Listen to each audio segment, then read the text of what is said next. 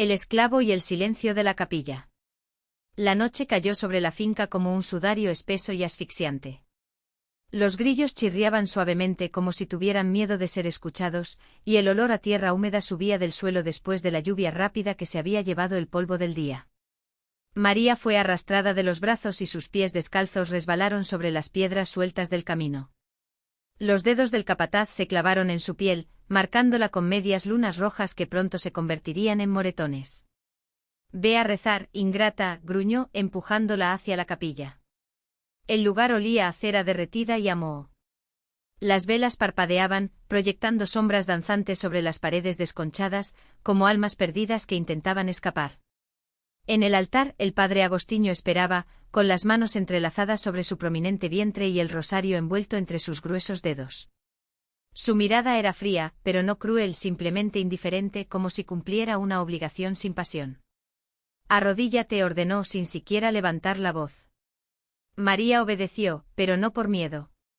Le dolieron las rodillas al golpear el suelo de piedra, pero no emitió ningún sonido. Años de azotes y humillaciones le habían enseñado que el silencio era su única arma hasta ese momento.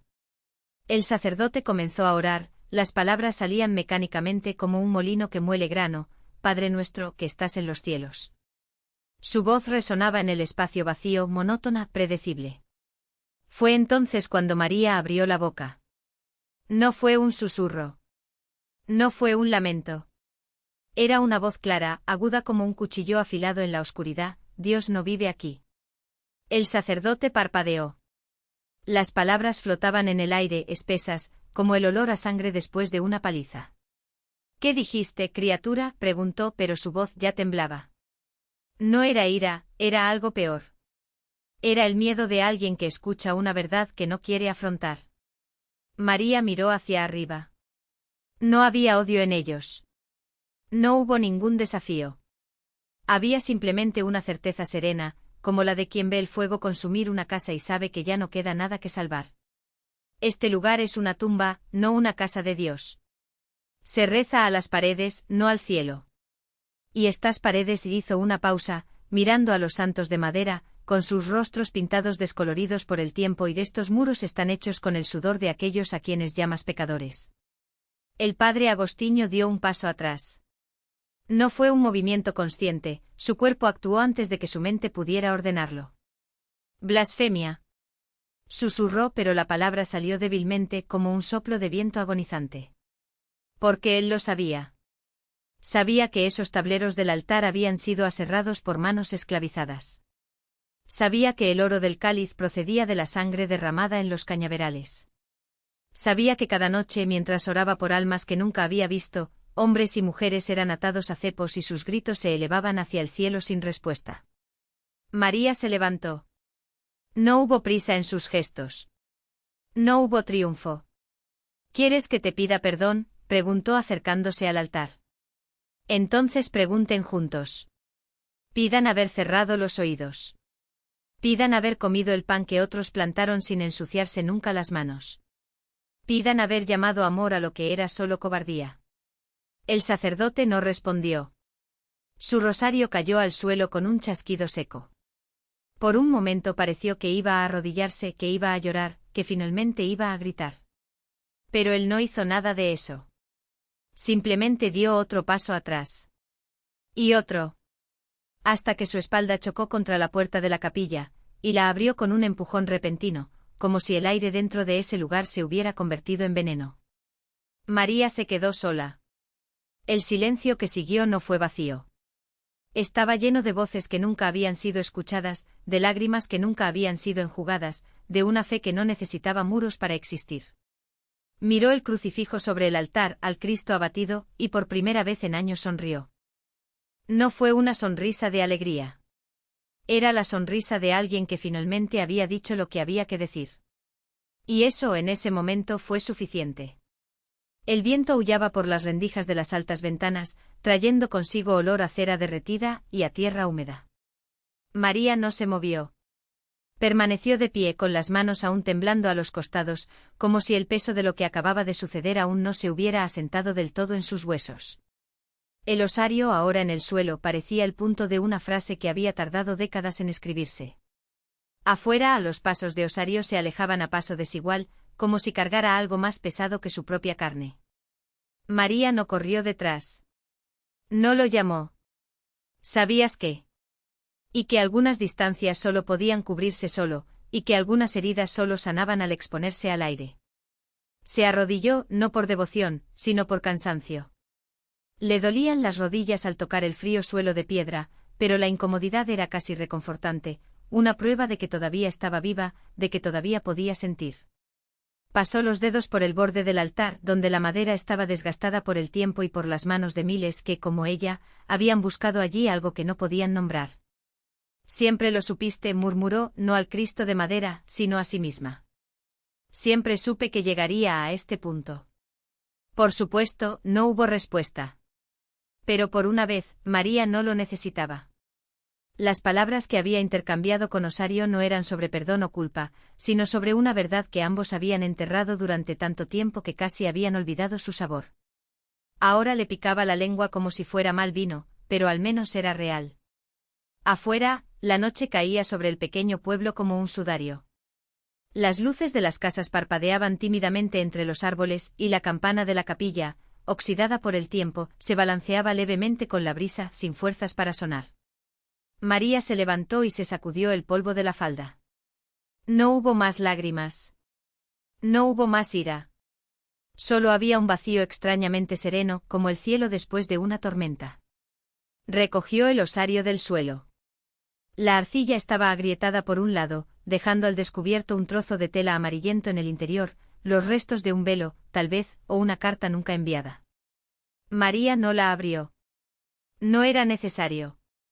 Algunas cosas iban mejor cuando permanecían selladas. Caminó hasta la puerta, pero antes de salir, se volvió por última vez hacia Cristo en el altar. Esta vez no sonrió. Ella simplemente asintió como si cerrara un viejo acuerdo entre ellos. Luego se fue, dejando la puerta entreabierta. Deja que entre el viento. Deja que el polvo se asiente. Que la capilla por fin pudiera respirar, sin el peso de los secretos que allí habían sido asfixiados. En la calle la luna llena iluminaba el camino de piedra que conducía a la casa de Osario. María no lo siguió. Giró a la izquierda, hacia el río donde el agua corría negra y silenciosa. Allí, sentada en la orilla, observó las estrellas reflejarse en la superficie como monedas arrojadas a un pozo de los deseos. Él no oró. No pidió nada. Simplemente esperó sabiendo que algunas cosas, como la marea, la noche, el perdón, llegaban por sí solas, cuando llegaba el momento. El río respiraba lentamente, trayendo consigo olor a tierra mojada y hojas podridas. María dejó que sus dedos rozaran el agua y por un momento imaginó que podía hundirse en ellos, disolverse como sal en un vaso de agua. Pero no era la noche para desaparecer. Era de noche para esperar. Al otro lado de la orilla, entre los juncos, algo se movió. No un animal, sino algo más grande, más lento, como si la propia sombra hubiera ganado peso. Ella no se dio vuelta. Sabía que no era Osario, olía a cera de vela y a mentiras, y lo que se acercaba ahora despedía el áspero olor a ceniza y hierro viejo. Tardaste mucho, dijo María, sin alzar la voz. La figura emergió de la oscuridad, sus pasos se hundieron ligeramente en el barro. Era un hombre alto, encorvado como si llevara algo invisible a la espalda. Su rostro, cuando la luna lo iluminaba, era una red de viejas cicatrices, tan finas que parecían costuras mal hechas. Tuve que esperar el momento adecuado, respondió, sentándose a su lado con un suspiro que sonó como hojas secas aplastadas. A esa capilla no le gusta desprenderse de lo que es suyo. María sonrió, pero era una sonrisa sin alegría, solo el reconocimiento de una antigua verdad. Ya no es suya, dijo sacando de su bolsillo un objeto pequeño y brillante, una llave de hierro oxidada por el tiempo. Ahora es nuestro. El hombre extendió la mano pero no la tocó. Sabía lo que era. También sabía que algunas cosas no se regalaban, simplemente se devolvían. ¿Y el cura? Preguntó, después de un silencio. Él ya lo sabe. María miró hacia el río, donde la corriente había arrastrado los reflejos de las estrellas. Siempre lo supe. El hombre asintió como si eso lo explicara todo. Quizás eso lo explicaría. Hace mucho tiempo, en noches como esta, Habían hecho un juramento en las mismas aguas. Juramento de sangre, de silencio, de una deuda que solo la muerte podría pagar. Pero la muerte, como todo lo demás en esta tierra, fue lenta y selectiva. ¿Y la niña?, murmuró finalmente. María cerró los ojos. Por un instante vio el rostro pálido de Inés, sus ojos muy abiertos como los de un animal a punto de ser sacrificado. También vio sus propias manos, sucias de tierra y algo más oscuro, apretando las suyas con demasiada fuerza. Ella ya no es una niña, dijo amortiguando su voz como si temiera que el río lo repitiera. Y nunca fue nuestro. El hombre no insistió. Sabía que algunas heridas no sanaban, simplemente aprendían a doler en silencio. Sacó del bolsillo un paquete de tela gastado y lo desenredó con dedos temblorosos. Dentro un cuchillo con mango de hueso, cuya hoja era tan afilada que cortaba incluso la luz. ¿Es hora?, preguntó, aunque ya sabía la respuesta. María tomó el cuchillo y lo pesó en la palma de su mano. El metal estaba frío, pero no helado. Era la temperatura corporal exacta de alguien que todavía respiraba, pero que ya estaba muerto por dentro. Sí, dijo ella, poniéndose de pie. El hombre hizo lo mismo y juntos caminaron orilla arriba, donde la tierra era más firme y las sombras más espesas. No miraron atrás. Allí no había nada que debieran llevarse.